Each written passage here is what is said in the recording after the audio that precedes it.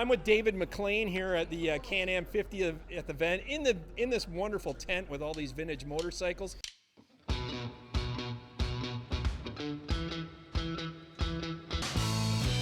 David, how are you doing today? I'm a happy person. Are you? Tell me a bit about your connection with the history of CanAm motorcycles.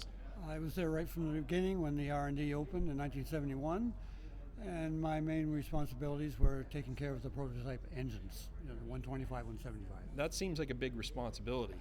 Because they're not reliable at the beginning. You have to get through a year of failures, yes. Why David McLean? Why did CanAm seek out you to be involved in the program? Well, a friend of mine who joined up before me, he called me one day when I was working at my job in Toronto at a motorcycle shop, and he says, do you want to come and be a hands-on person in the R&D? And I said, well, okay. Well, we had a mini bike project at the very beginning, not related to Rotax at all. And so I started with reducing the size of a moped to a mini bike. And I started my first day with a hacksaw and a frame and a vise, making the bike smaller.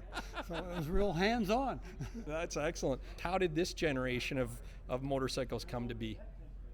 It's a combination of Rotax making the motor and us purchasing all the best motocross and enduro bikes in 1971, seeing how they were made, and then choosing the best features and rejecting the worst features and putting it all together. Yeah. Now, I've heard that this bike in particular was the Widowmaker. It was the one to look out for on the track, and it was almost too powerful. But that's the 1977 MX-3. The reason is that each year the bikes got higher and higher and higher, and you have a real strong torque peak with the 250.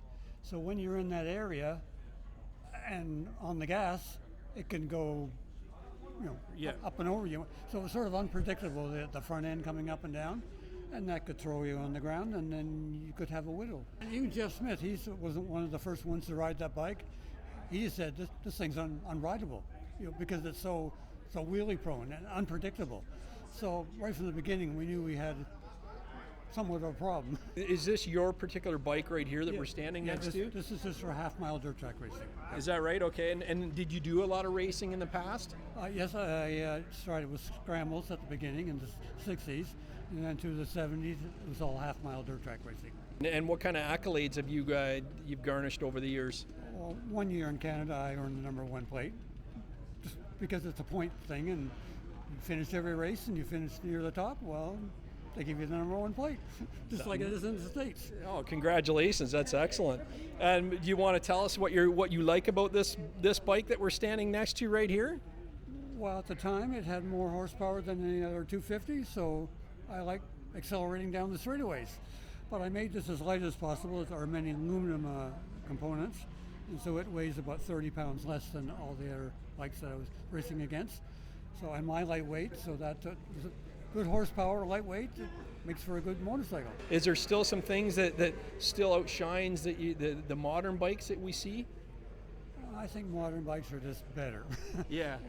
Particularly, there aren't two-strokes anymore, so the whole seizing problem has gone away.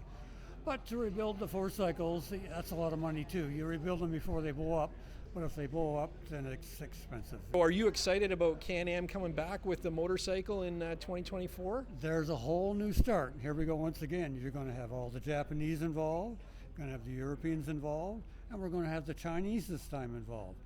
So there's going to be competition, and we'll see what happens. The public.